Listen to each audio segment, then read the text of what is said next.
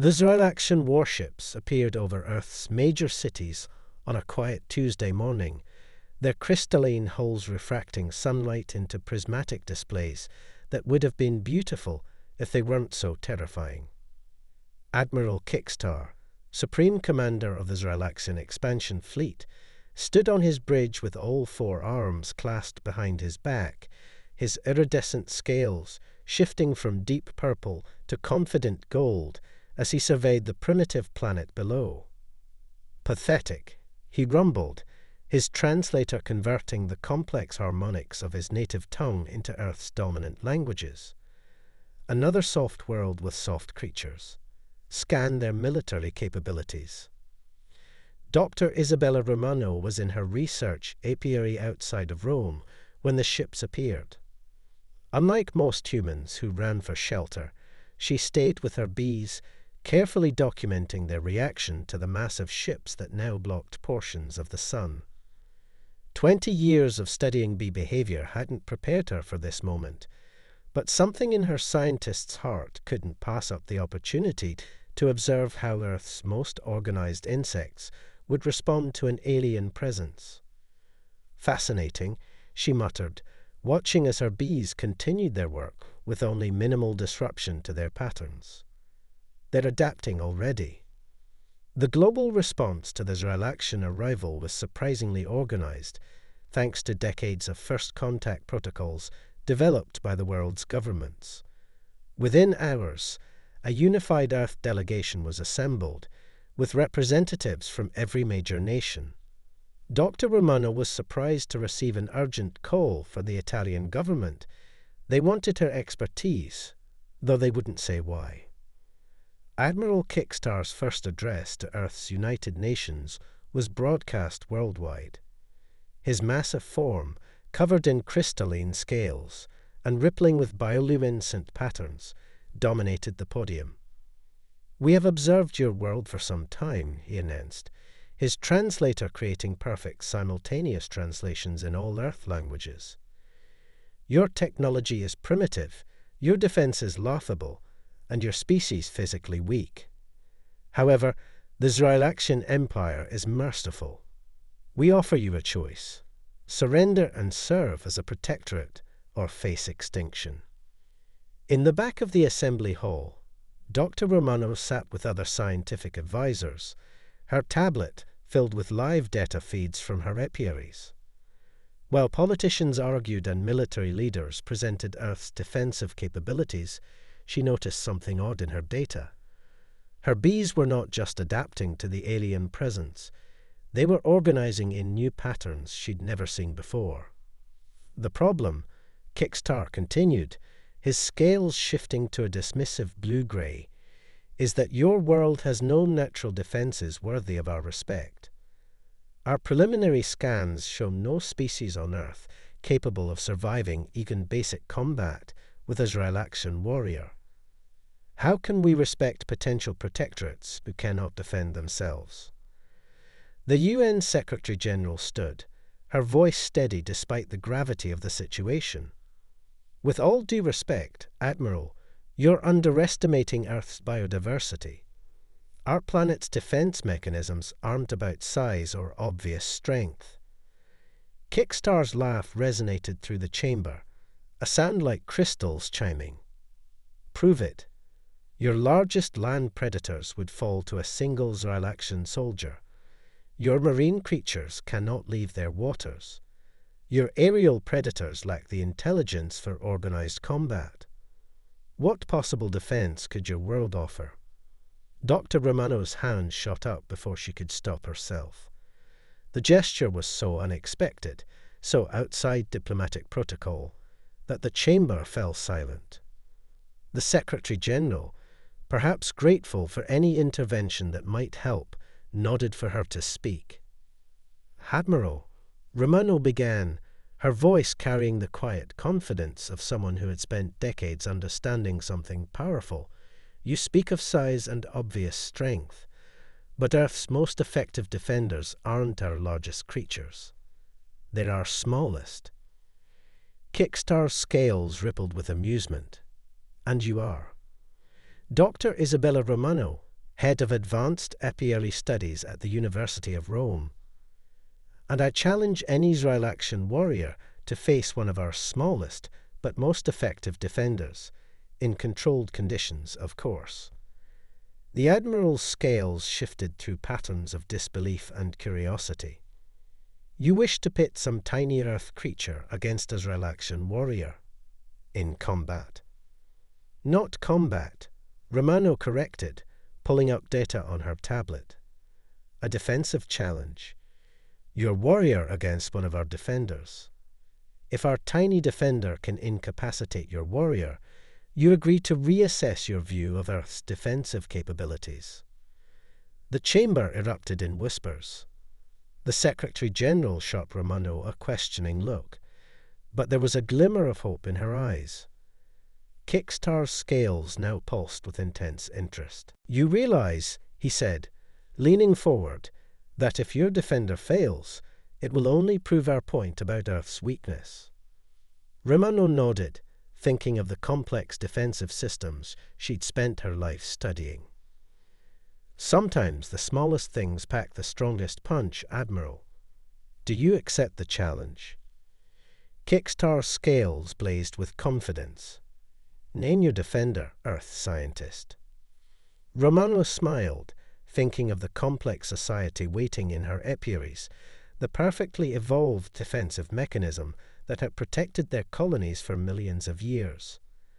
The common honeybee, Admiral, Apis mellifera, Earth's smallest warrior.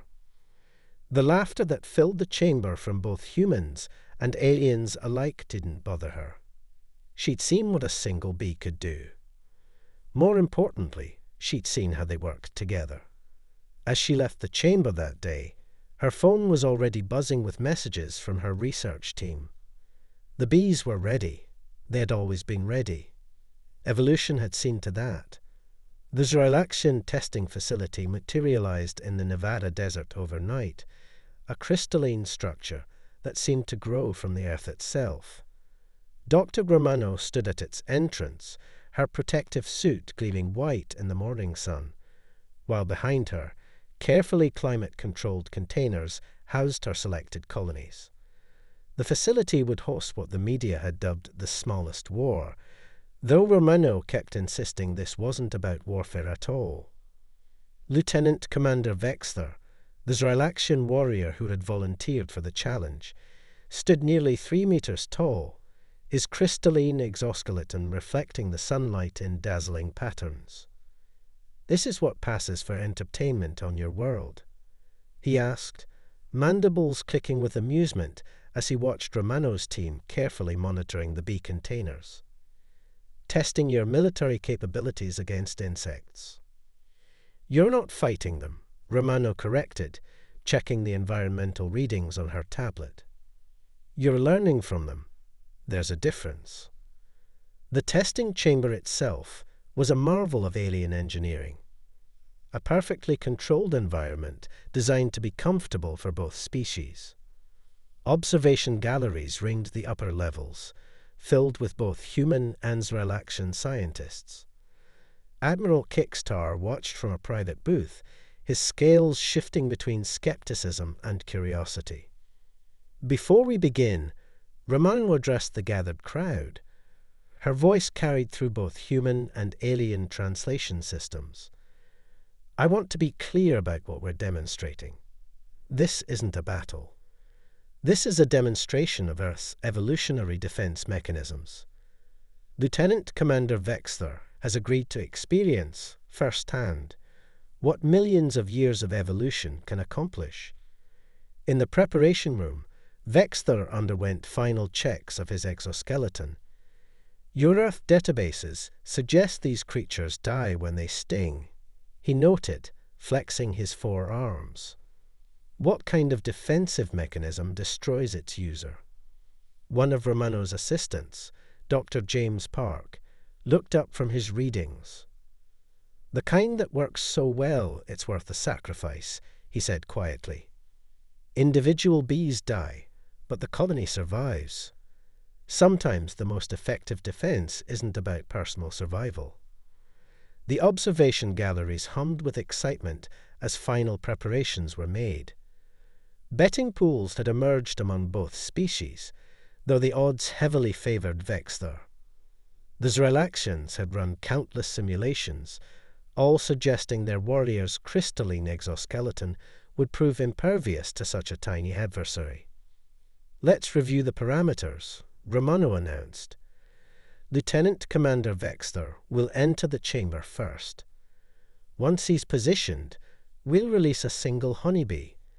The test concludes either when the bee stings or when Vexthor successfully avoids contact for 30 minutes.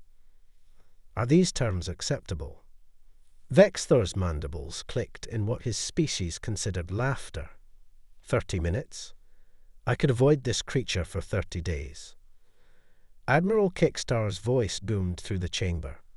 "Remember, Lieutenant Commander, this test isn't just about you. The honor of the Zeralaxian Empire rests on demonstrating our superior defensive capabilities." As final preparations were made, Romano's team worked methodically, checking and rechecking their equipment. They had selected their bee carefully, a worker from their strongest colony, one that had demonstrated particular resilience in their tests. The containment unit that would transport her to the testing chamber was a masterpiece of environmental control. "You're really going through with this?" The Secretary-General had appeared at Romano's side, her expression a mixture of hope and concern. "The diplomatic implications." "Trust the science," Romano replied, her eyes fixed on her readings. "More importantly, trust evolution. Nature has been preparing for this moment for millions of years." The chamber's environmental systems hummed to life, creating a perfectly controlled atmosphere.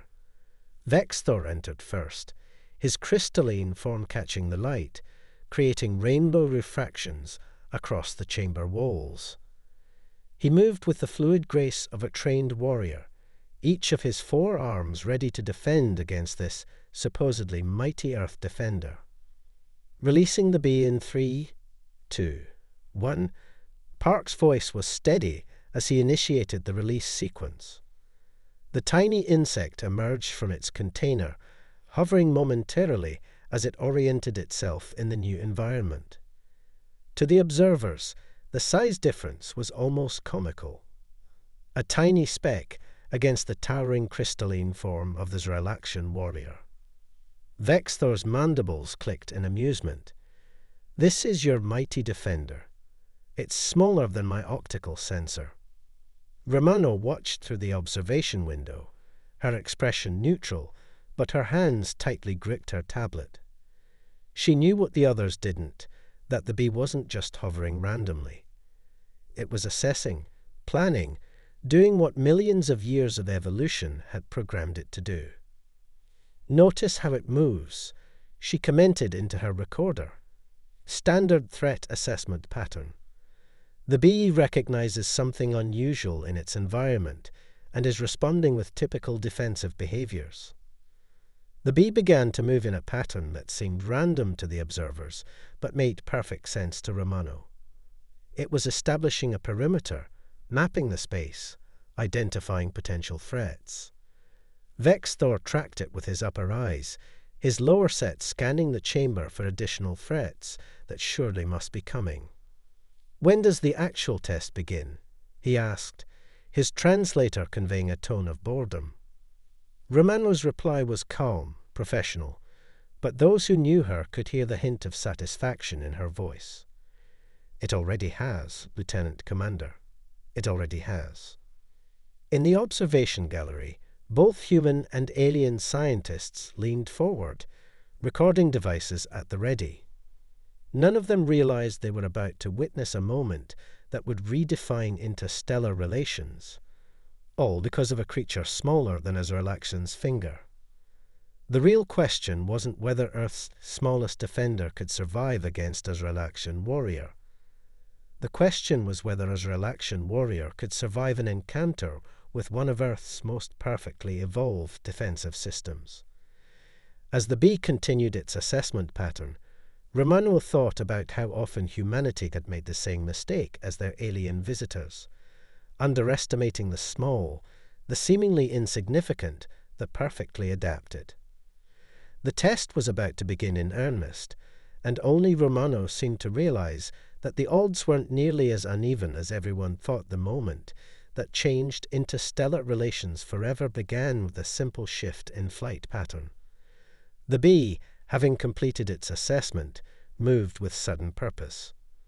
Vexthor, despite his warrior training, made the critical mistake that Romano had anticipated. He underestimated the speed of Earth's tiny defender. Fascinating, Romano murmured into her recorder. Subject is displaying classic defensive approach patterns. Note the direct flight path and precise orientation. Vexthor's mandibles clicked in amusement as he tracked the bee's approach. Is this the attack, then? Should I prepare for your mighty warriors? His words cut off abruptly as the bee executed a maneuver that none of the Zeralaxian combat simulations had predicted. It found the microscopic gap in his crystalline armor near his primary sensory cluster. The sting was perfect. For a moment, the chamber fell completely silent. Vexthor stood frozen, his massive form suddenly rigid. Then his scales began to shift colors and patterns that no human or Zeralaxian had ever seen before. Initial contact confirmed, Park announced, his fingers flying over his monitoring equipment. Venom injection successful, beginning biological response monitoring. What happened next would be studied in xenobiology departments across 2 civilizations for decades to come. The bee's venom, a complex cocktail of proteins and enzymes that had evolved over millions of years to defend against Earth's predators, encountered Zeralaxian biology for the first time. The results were spectacular. Vexthor's crystalline exoskeleton, designed to withstand energy weapons and extreme pressures, began to exhibit unusual patterns of refraction. His normal bioluminescent displays went haywire, cycling through colors that made the observation gallery's recording equipment malfunction. Impossible, Admiral Kickstar whispered, his scales shifting to a shade of disbelief never before recorded in Zeralaxian history.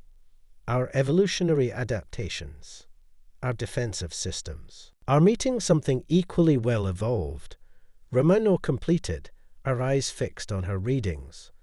Melittin, phospholipase A2, hyaluronidase, common proteins in bee venom, but in combinations perfected by millions of years of evolution. Your biology has never encountered anything like it. Vexthor's translator began producing sounds that made no sense in any language. His forearms moved in uncoordinated patterns as the venom interacted with his nervous system. The mighty warrior, who had survived battles across 3 solar systems, was being undone by less than a microliter of venom from an insect he had dismissed as insignificant. Medical team standing by, Park announced, though Romano waved them off. Not yet, she said, her eyes never leaving her readings. The reaction is within expected parameters. Painful, but not dangerous. This is a teaching moment. In the observation gallery, Zeralaxian scientists were frantically recording every detail of the interaction. Their databases had nothing like this, a defensive mechanism so perfectly evolved that it could affect their biology despite millions of years of divergent evolution. The bee, having fulfilled its evolutionary purpose, fell to the chamber floor. Romano had a moment of silent gratitude for its sacrifice. One tiny warrior giving its life to protect its colony, just as its ancestors had done for millions of years. Stop. The test. Vexthor managed through his malfunctioning translator. I acknowledge the effectiveness of your defender. Romano nodded to the medical teams, who rushed in with anti-venom compounds specifically designed for Zeralaxian biology. As they treated the warrior, she addressed the stunned observers. What you've witnessed isn't just about one bee defeating one warrior. It's about the power of evolutionary adaptation. That bee's defensive mechanism wasn't designed. It was perfected through countless generations, each one slightly improving on what came before. It's a reminder that true strength isn't always about size or obvious power. Admiral Kickstar's scales had shifted to a color that Romano's xenobiology training suggested indicated deep thought. You chose this demonstration carefully, Dr. Romano. Not to humiliate, but to educate. Exactly, she replied. Earth's defenders aren't just our military forces or our technology. They're every living thing that has evolved here, each one perfectly adapted to its role. The bee didn't fight your warrior. It simply did what millions of years of evolution designed it to do.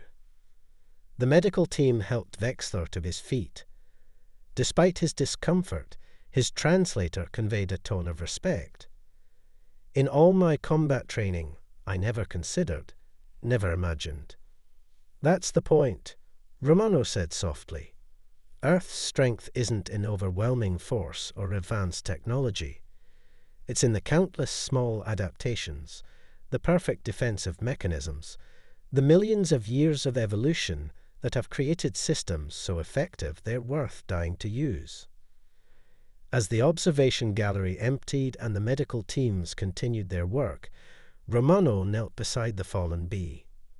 With gentle reverence, she collected its tiny body for preservation and study. This small defender had done more than just demonstrate Earth's defensive capabilities. It had taught an advanced civilization the true meaning of evolutionary perfection. In the corner of the chamber, Admiral Kickstar was already composing a message to the Zrylaxian High Command. Their assessment of Earth would need significant revision. Any world that could produce defenders this effective, this perfectly evolved, deserved more than conquest or subjugation. It deserved respect.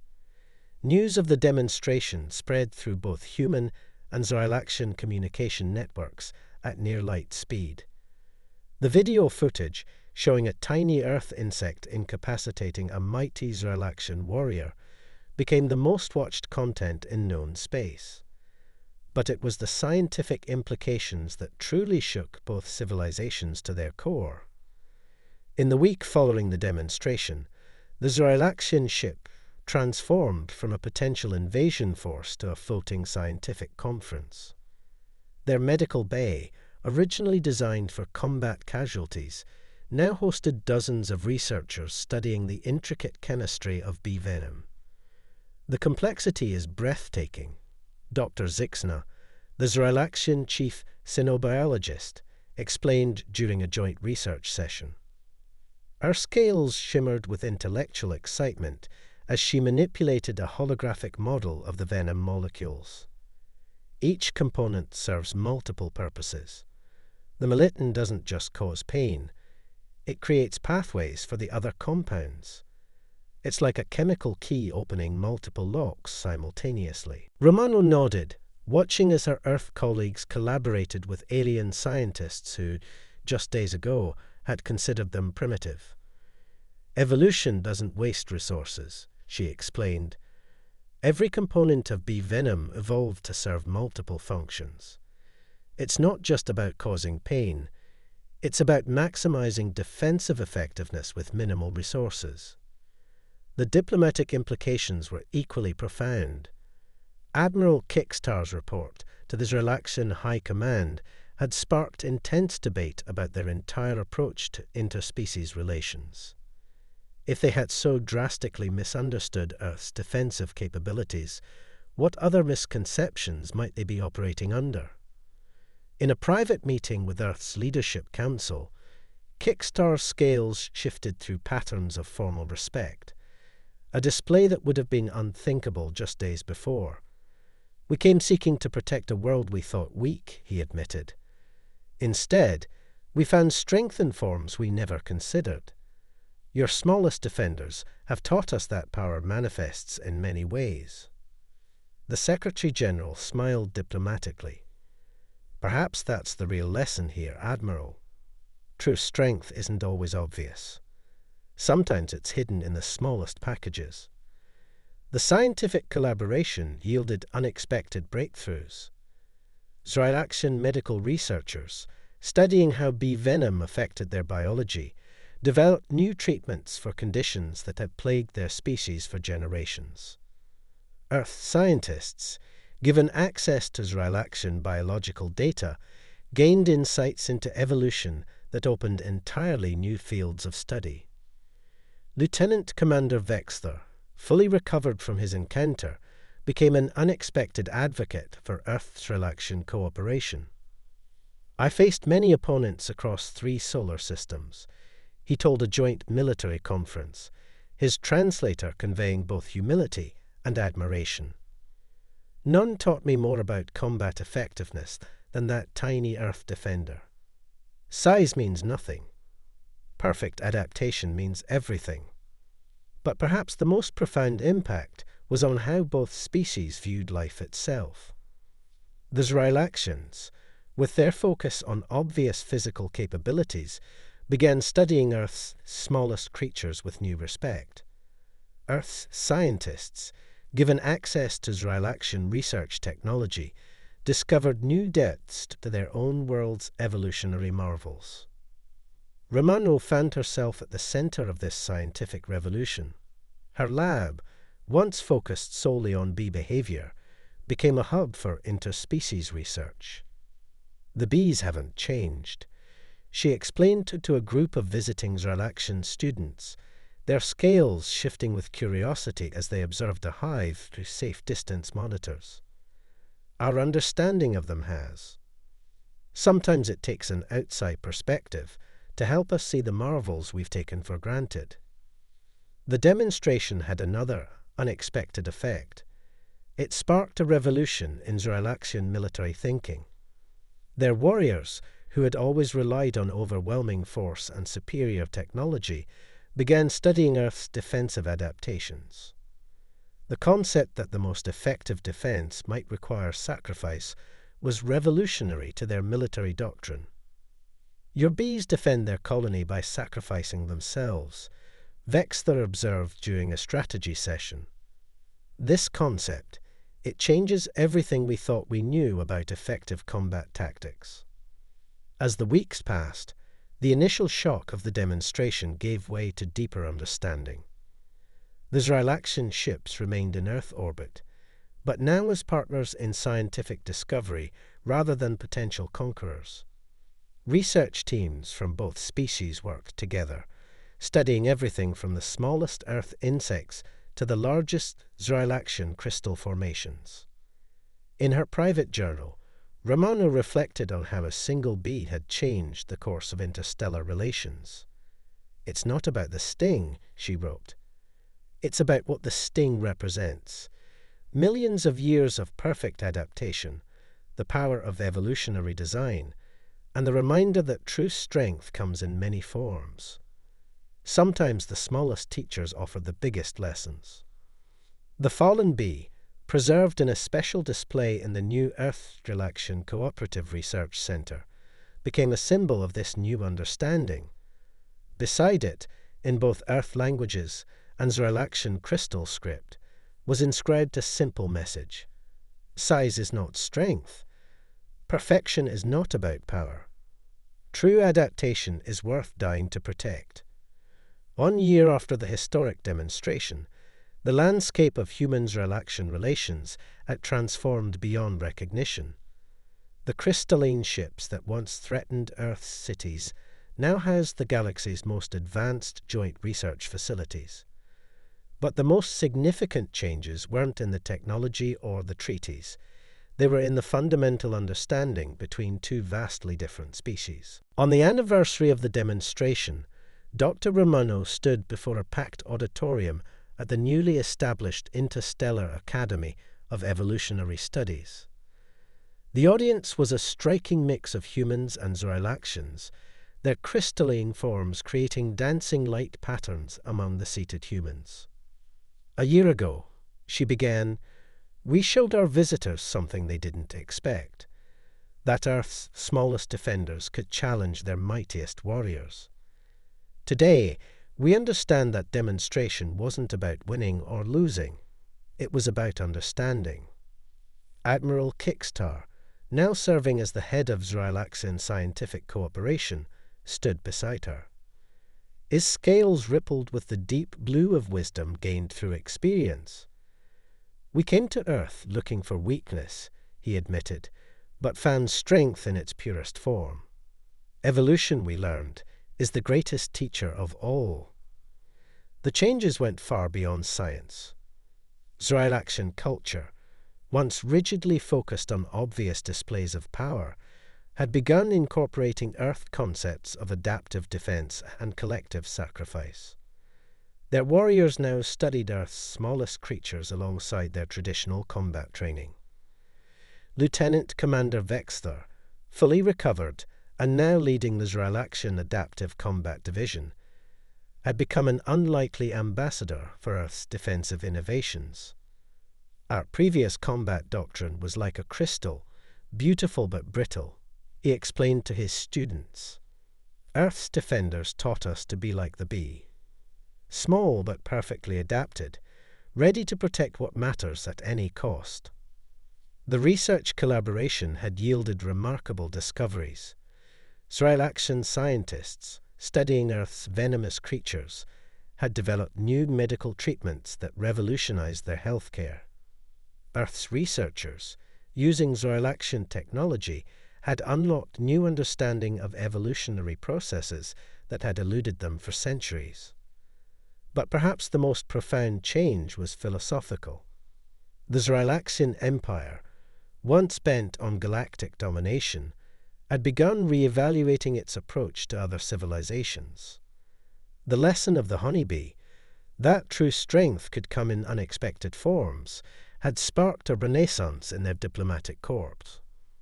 We now understand, Admiral Kickstar announced during the ceremony, that the measure of a civilization isn't in its obvious power, but in its adaptations. Earth's Honeybee taught us that lesson with a single sting. Dr. Romano's research facility had expanded into an interstellar center for evolutionary studies. The original bee colony that had provided their tiny defender was now the most studied group of insects in known space. But Romano ensured they were never disturbed. They continued their work as they have for millions of years, unaware of their role in changing the course of interstellar history. The beauty of evolution, she explained to a group of mixed human Zrylaxian students, is that it doesn't care about size or apparent strength. It cares about effectiveness. Our tiny defender wasn't trying to change interstellar relations. It was simply being what millions of years of evolution had made it, perfect at its job. As the anniversary celebrations concluded, a new monument was unveiled outside the Interstellar Academy.